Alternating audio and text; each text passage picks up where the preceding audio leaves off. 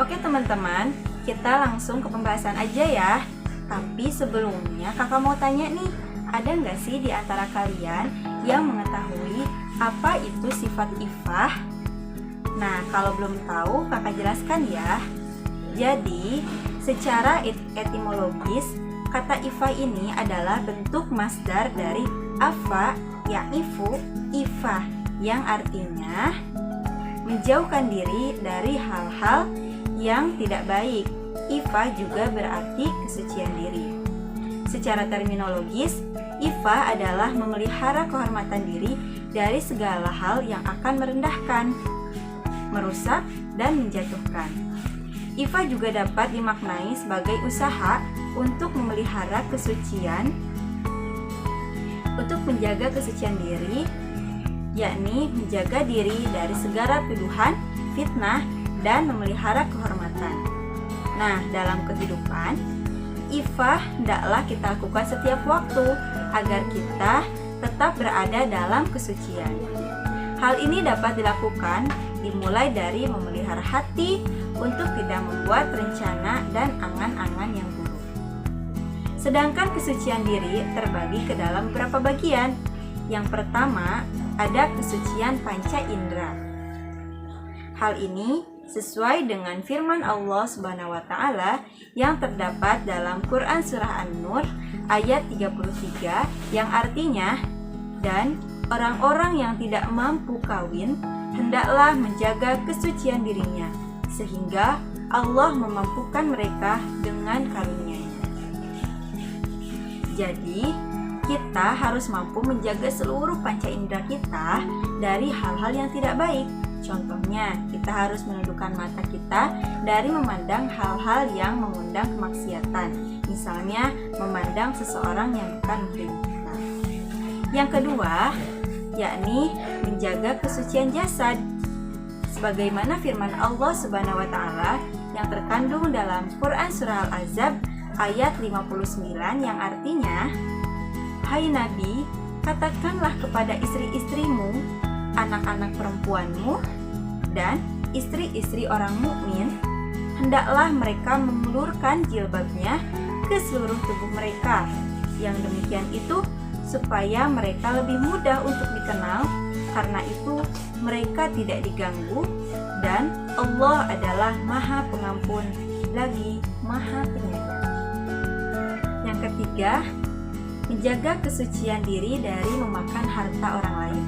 Sebagaimana firman Allah Subhanahu wa taala yang terdapat dalam Quran surah An-Nisa ayat 6 yang artinya, "Dan ujilah anak yatim itu sampai mereka cukup umur untuk kawin. Kemudian, jika menurut pendapatmu mereka telah cerdas atau pandai memelihara harta, maka serahkanlah kepada mereka harta-hartanya. Dan janganlah kamu makan harta anak yatim lebih dari batas kepatutan, dan janganlah kamu tergesa-gesa membelanjakannya sebelum mereka dewasa. Barang siapa di antara pemelihara itu mampu, maka hendaklah ia menahan diri dari memakan harta anak yatim itu. Dan barang siapa yang miskin, maka bolehlah ia makan harta itu menurut yang patut. Kemudian, apabila kamu menyerahkan harta kepada mereka, maka hendaklah kamu adakan saksi-saksi tentang penyerahan itu bagi mereka, dan cukuplah Allah sebagai pengawas atas persaksian. Yang keempat, menjaga kesucian lisan, sebagaimana yang terkandung dalam Quran surah Al-Isra ayat 23, yang artinya, "Dan Tuhanmu telah memerintahkan supaya kamu jangan menyembah selain Dia, dan hendaklah kamu berbuat baik kepada bapak dan ibumu dengan sebaik-baiknya. Jika salah seorang di antara keduanya atau kedua-duanya sampai berumur lanjut dalam pemeliharaanmu, maka sekali-kali janganlah kamu mengatakan kepada keduanya perkataan 'ah', dan janganlah kamu membentak mereka, dan ucapkanlah kepada mereka perkataan yang mulia." Jadi, hendaklah kita menjaga 4 ifah ini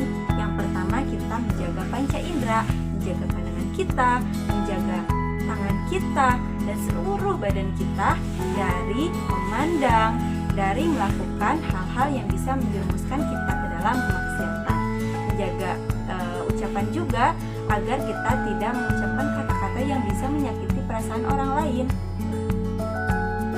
Nah, selanjutnya adalah keutamaan dari kita mempelajari dan menerapkan sifat ifah.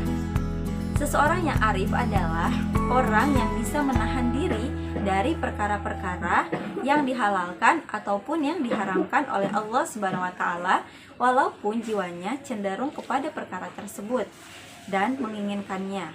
Sebagaimana sabda Rasulullah Shallallahu alaihi wasallam yang artinya, apa yang ada padaku dari kebaikan harta tidak ada yang aku simpan dari kalian. Sesungguhnya siapa yang menahan diri dari meminta-minta, maka Allah akan memelihara dan menjaganya. Dan siapa yang menyebarkan dirinya dari meminta-minta, maka Allah akan menjadikannya sabar. Dan siapa yang merasa cukup dengan Allah dari meminta kepada selainnya, maka Allah akan memberikan kecukupan kepadanya.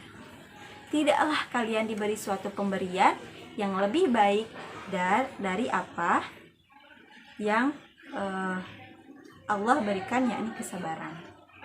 Hadis riwayat Al-Bukhari dan Muslim. Jadi, gimana sih cara kita menjadi seorang mukmin yang memiliki sifat ifah? yakni dengan melakukan usaha-usaha untuk membimbing jiwa kita dan melakukan dua hal berikut.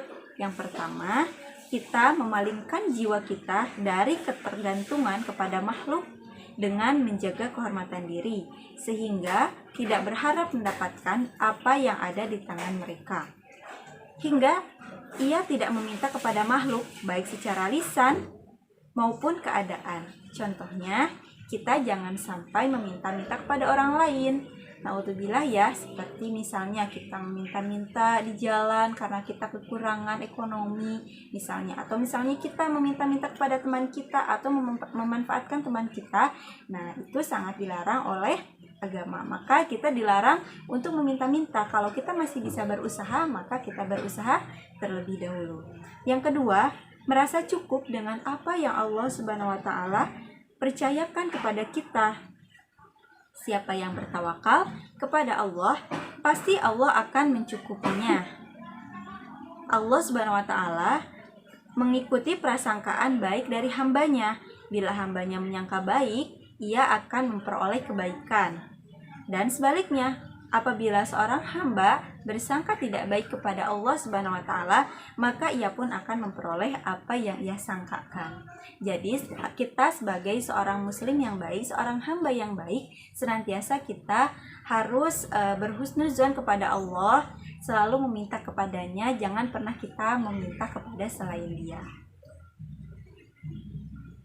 Untuk mengembangkan sifat ifah ini, ada beberapa hal yang harus diperhatikan dan dilakukan oleh seorang muslim untuk menjaga kehormatan dirinya.